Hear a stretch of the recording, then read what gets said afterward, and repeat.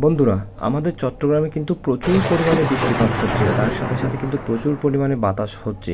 নিশ্চয়ই আপনারা আমার এই ভিডিওর মাধ্যমে দেখতে পাচ্ছেন প্রচুর পরিমাণে বৃষ্টি হচ্ছে, যে বৃষ্টির কারণে নিচে কিন্তু প্রচুর পরিমাণে পানি জমে রয়েছে, এমনকি বন্যা হওয়ারও সম্ভাবনা আছে। তো আপনারা হয়তো জানেন, ইদানিং আগে কিছুদিন আগেও বন্যা হয়েছিল আমাদের এখানে। তো আবার এই বৃষ্টি বেশি পড়াতে আবার বন্যা সৃষ্টি হয়ে গিয়েছে। আপনারা নিশ্চয়ই দেখতেছেন, এটি আমাদের বাড়ির রাস্তা, এই রাস্তাতে কতগুলো পানি উঠে গিয়েছে আপনারা নিশ্চয়ই দেখতে পাচ্ছেন। আসলে এত যে বৃষ্টি হয়েছে, যে বৃষ্টির কারণে আসলে পুরো খাল দিয়ে পানি যাওয়ার মতো অবস্থা নেই, খাল পর্যন্ত পুড়িয়ে গিয়েছে। তো রাস্তাতে দেখতে পাচ্ছেন কিভাবে জলবদ্ধতা শুরু হয়ে গিয়েছে। আসলে আসলে প্রচুর পরিমাণে পানি উঠে গিয়েছে, বেশ করে বাসাতেও উঠে গিয়েছে, রাস্তাতে তো উঠেছে, রাস্তা উঠে গিয়ে একেবারে বাসার ভিতর ঢুকে গিয়েছে। তো এমন সময় আসলে বিভিন্ন আমরা মানুষ যারা আছি তারা তো আশ্রয় নেওয়ার জন্য বিভিন্ন জায়গায় গিয়ে থাকি, ঠিক তেমনই পশু পাখি যারা আছে যেখানে বাইরে থাকে, গাছগাছালিতে থাকে, তাদের তো যাওয়ার মতো কোনো জায়গা নেই, স্থান নেওয়ার মতো কোনো জায়গা নেই। তো এরকম বৃষ্টির মধ্যে, বাতাসের মধ্যে একটি কাক এসে আমাদের পাশে বসেছিল। তো দেখলাম আমি অনেকক্ষণ ধরে কাকটি কিন্তু ভিজে পড়ে রয়েছে অনেক প্রচুর পরিমাণে। কাকটি কিন্তু দেখে আমার কিন্তু খুব মায়া লাগলো। হয়তো তার বাসাতে ভিজে যাওয়ার কারণে সে ওখানে বাতাসে বাসাটা নষ্ট হয়ে যাওয়ার কারণে হয়তো উড়ে এসে এখানে আশ্রয়টা নিয়েছে। তো আমি কাকটাকে দেখে কি করলাম, আমি কাকটাকে নিজে হাতে তুলে নিলাম। তুলে নিয়ে কাকটাকে কি করলাম, আমি রুমে নিয়ে আসলাম। রুমে নিয়ে আসার পরে আমি সেই কাকটাকে আমার হাতে নিয়ে আমি বিভিন্ন কাপড় দিয়ে কাকটাকে মুছতে লাগলাম। মুছে মুছে মুছে মুছে কাকটার যে শরীরে যে পানিগুলা, পশমে যে পানিগুলা জমেছিল, সেই পানিগুলা আমি কাপড় দিয়ে একেবারে আস্তে আস্তে করে নিয়ে ফেললাম। তো আপনারা নিশ্চয়ই দেখতেছেন সেই কাকটি আমার হাতে আছে, এবং কাকটিকে আমি কাপড় পেঁচিয়ে রেখেছি এই জন্য, যাতে করে এই কাপড়ের ভিতর যদি একটু একটু উষ্ণ উষ্ণ গরম থাকে, তাহলে কাকের একটু ভালো লাগতে পারে। যে ঠান্ডাটা কাকের বীজে যে ঠান্ডাটা লেগেছে, হয়তো বেশি ঠান্ডাটা লাগলে হয়তো কাকটি মারাও যেতে পারে। যেমন আমরা বৃষ্টিতে ভিজলে যেমন আমাদের ঠান্ডা লাগে, সর্দি আসে, জ্বর আসে, আমাদের অনেক সমস্যা হয়, ঠিক হয়তো এটি একটি আল্লাহর সৃষ্টি। আমরা যেমন আল্লাহর সৃষ্টি, এটিও একটি আল্লাহর সৃষ্টি, সে কারণে হয়তো এই কাকটিরও সমস্যা হতে পারে। যার কারণে আমি কাকটিকে বিভিন্ন কাপড় দিয়ে মুড়িয়ে রেখেছি। তো এখানে অনেক ধরনের কাপড় দিয়ে আমি কাকটাকে মুড়িয়ে রেখেছি। আর বেশ করে আসলে মুড়িয়ে রাখার পরে কাকটি যখন একটু শুকায়, আমি যখন একটু ফ্যানটি ছেড়ে দিই, তো কিছুক্ষণ পর চিন্তা করি কাকটি হয়তো কিছুই খায়নি। তো আমি কি করলাম, একটু পেয়ালার মধ্যে ভাত এনে দিলাম। ভাত এনে কাকটির সামনে দিলাম। দেখলাম অল্প অল্প করে কাকটি খেতে চাইছে।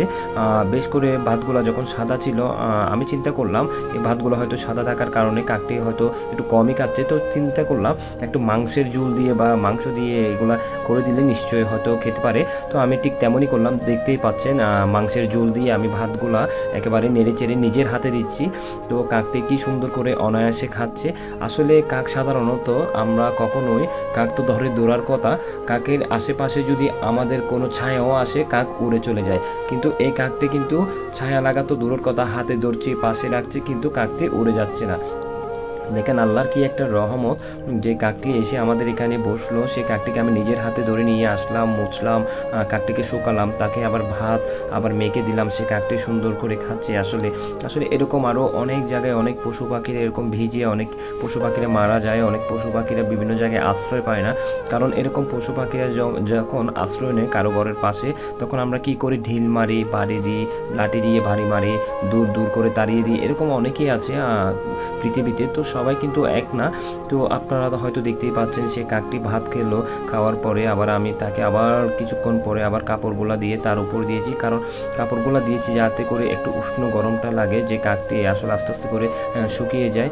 তো আসলে কাকটির এই অবস্থাটা দেখে আমার কিন্তু খুব খুব খারাপ লেগেছে, যে কাকটি যে ঝড়ে ভিজে গিয়েছে, বাতাসে ভিজে গিয়েছে, আর কাকটিকে যে আমি ধরে এইভাবে যে আসলে মুছতে পারবো বা কাকটির পানিগুলো শুকাতে পারবো বা কাকটিকে যে আমি ভাতগুলো খাওয়াতে পারবো, এটা কিন্তু আমি কখনো চিন্তাও করিনি, কখনো ভাবিনি। তো আমার কিন্তু অনেক অনেক ভালো লাগতেছে এরকম একটা প্রাণী যে আমার বাসায় আসলো, আমার বাসায় আশ্রয় নিল।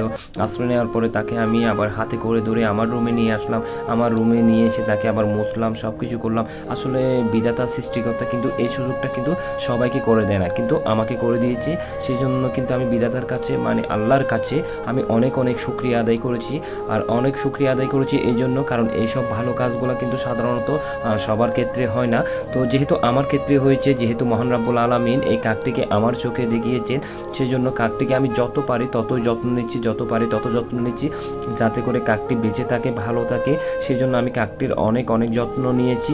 আসলে কাকটি যখন একেবারে ভালো হয়ে গিয়েছে, তখন আমার অনেক অনেক খুশি লেগেছে। মানে এত যে খুশি লেগেছে বলতে পারবো না, যে এরকম একটি প্রাণীর জীবন আমি বাঁচাতে পেরেছি, এরকম একটা প্রাণীকে আমি সাহায্য করতে পেরেছি। হয়তো দুনিয়াতে যদি না পাই, হয়তো আখিরাতেও হয়তো পাবো। তো আপনারা যাদের আশেপাশে যে এরকম প্রাণী দেখবেন অসহায়, আপনারা অবশ্যই সেই সব প্রাণীগুলোকে ভালোবাসা দিবেন, সেই সব প্রাণীগুলোকে বাঁচানোর চেষ্টা করবেন, সেই সব প্রাণীগুলোকে আপনি নিজ যত্নে রাখার চেষ্টা করবেন।